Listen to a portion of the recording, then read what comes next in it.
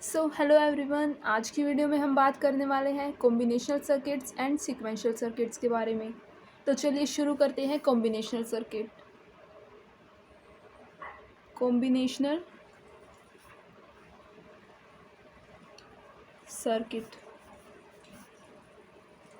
जो हमारी combinational circuit होती है वो ऐसे सर्किट होते हैं जिनमें हम इनपुट देते हैं, हमें आउटपुट मिलती है।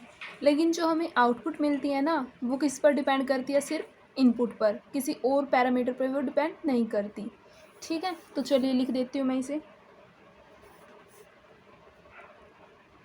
These are those circuits in which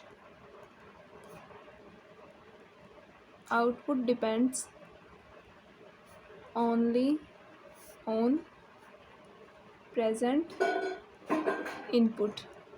ठीक है, जो हमारी आउटपुट किस पर डिपेंड करती है? प्रेजेंट इनपुट पर। ओके, तो इसको डायग्राम में ऐसे रिप्रेजेंट करेंगे।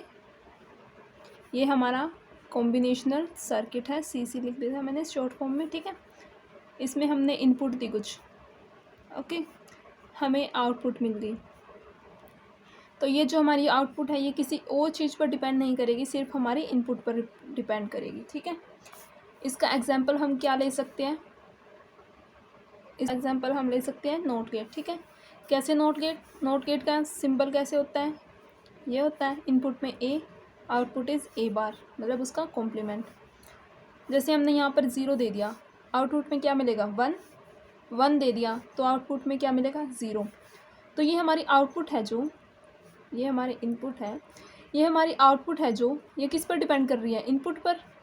ये वाली आउटपुट इस इनपुट पर। तो हमारी आउटपुट है वो सिर्फ प्रेजेंट इनपुट पर डिपेंड करती है, ना कि किसी और चीज़ पर। ठीक है, ये था कॉम्बिनेशनल सर्किट्स के बारे में। अब हम शुरू करते हैं सीक्वेंशियल सर्किट्स। Sequential circuit.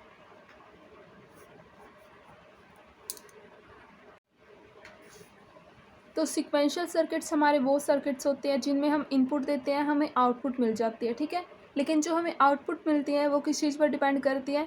एक तो हमारी इनपुट पर ही, ठीक है, जो हमने दी है उसे, और एक हमारी पास्ट आउटपुट पर, जो हमारी पिछली बार आउटपुट आई थी। ठीक है, ऐसे सर्किट्स को हम क्या बोलते हैं? Sequential circuits. लिख देती हूँ मैं। These are those circuits in which output depends on present input and past output। ठीक है, तो इसको हम डायग्राम की हेल्प से रिप्रेजेंट करते हैं। जैसे ये हमारा सीक्वेंशियल सर्किट है। ठीक है, इसमें हमने इनपुट दी, ठीक है, हमें आउटपुट मिल गई। ठीक है, लेकिन हमारी जो आउटपुट है ना, इसमें मेमोरी में स्टोर हो जाती है। ठीक है, हमारी आउटपुट मेमोरी में स्टोर हो जाती है। कैसे दिखाएंगे इसको? कुछ इस प्रकार से।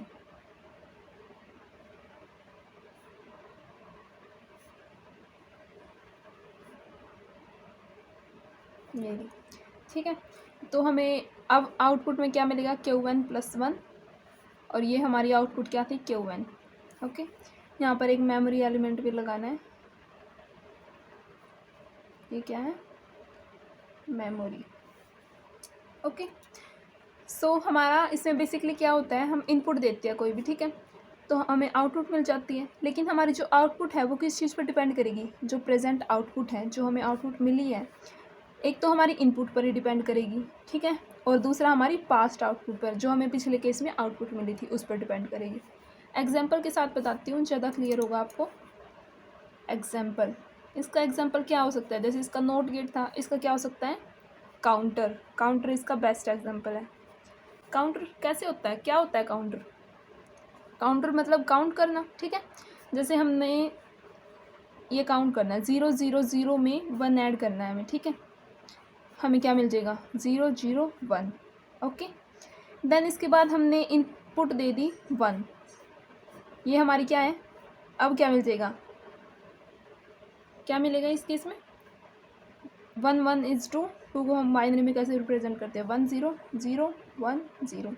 ठीक है, ये हो गया। अब इसमें ऐड कर दो, ऐसे ही फर्दर आगे चलता रहेगा। ठीक है, इसमें हमारी ये क्या है, इनपुट। ठीक है, इनपुट तो हम हर बारी 1 ही ऐड कर रहे हैं इसमें। ठीक है, वो तो हमारी इनपुट है ही है। इसमें पास्ट आउटपुट क्या है, ये हमारी पास्ट आउटपुट है ना, पहले हमारी ये आउटपुट आई थी, अब प्रेजेंट आउटपुट ये है हमारी। ठीक है, तो हमारी प्रेजेंट आउटपुट किस चीज़ पर डिपेंड कर रही है, ये वाली, एक तो इनपुट पे जो हम इनपुट दे रहे हैं, एक पिछली वाले आउटपुट पे डिपेंड करती है ये। ठीक है, पास्ट आउटपुट पे। अगर ये ही नहीं होगा यहाँ पे तो हम इसमें ही बार बार 1 जोड़े जाएंगे 1 जोड़े जाएंगे, ऐसे तो नहीं चलेगा काम। ठीक है, तो हमारी जो आउटपुट है वो किस पर डिपेंड करती है, इनपुट और पास्ट आउटपुट पे। सो ये था सीक्वेंशियल सर्किट के बारे में।